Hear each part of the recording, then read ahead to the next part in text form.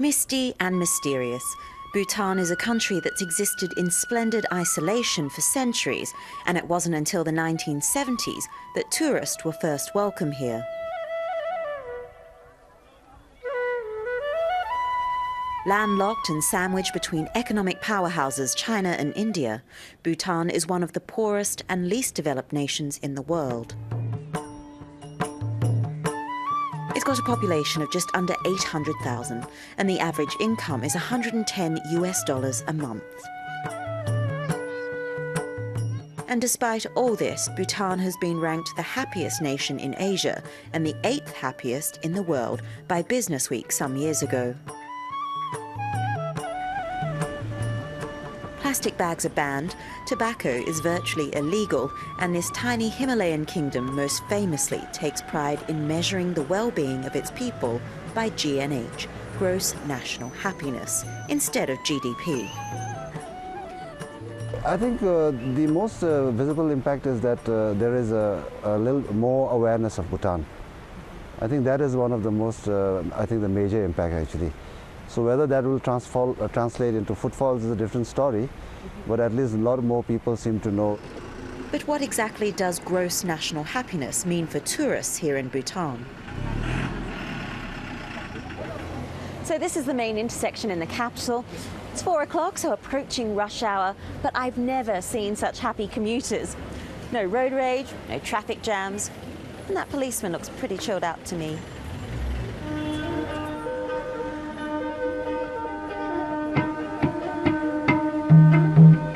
It's all well and good to have a warm, fuzzy feeling on the streets, but let's delve a little deeper into this so-called gross national happiness. It's a development philosophy first promoted by the King of Bhutan in the 1970s, and it's best explained by its 4 pillars. The first is good governance. A local hotelier tells me what it means for him. We have a very open policy towards recruitment and hiring of staff, etc. We're working very closely with the Ministry of Labour here.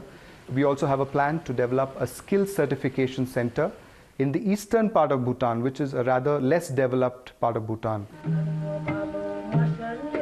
It's something tourists might not be aware of on the surface, but it can definitely contribute to the mood of your stay. The second pillar is sustainable socio-economic development.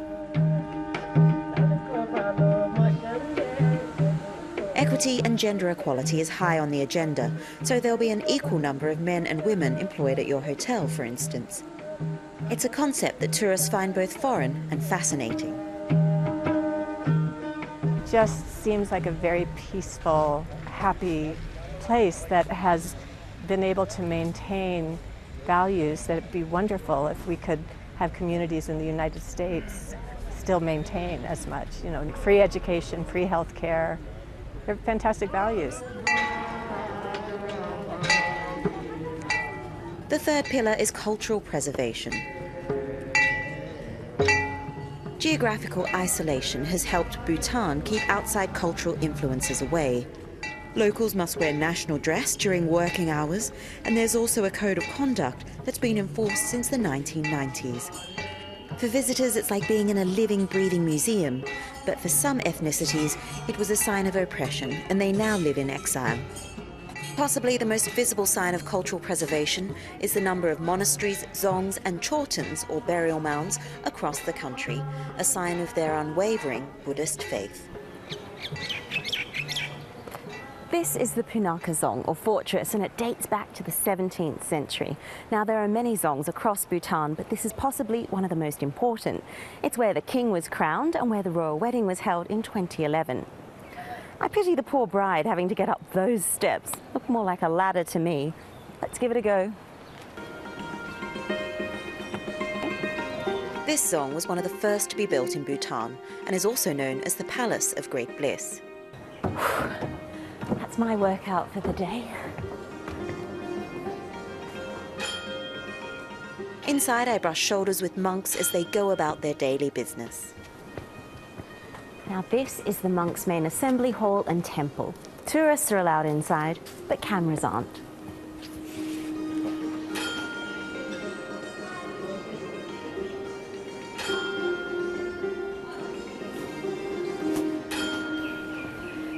giant statue of Buddha inside. There are gold pillars and colourful flags, and instead of seats, there are ornate painted boxes for the monks to sit on. This place is a real reminder of how important Buddhism is for the people here in Bhutan. The fourth pillar in this eternal search for happiness is environmental conservation. 70% of Bhutan is covered in forest, a hiker's dream. We have a very beautiful nature in Bhutan. We give us a healthy life, and our government makes sure that we do not have lots of industries in Bhutan which pollutes everything, which gives air pollution, noise pollution, and lots of dust pollution to the country, so that we Buddhists lead a very happy life and healthy life. One aspect of happiness, I think, is just to have a bit of space to reflect on one's place in the world, and so when you come to a place like this, it certainly facilitates that. You know, the pace of life is slower. People, especially those who are coming from industrialized areas, are not as looking for more of a drama, more of a rush, more of a honking, more of a car. I think probably they are looking for some different thing, some subtle things such as peace, tranquility, fresh air, something different to experience.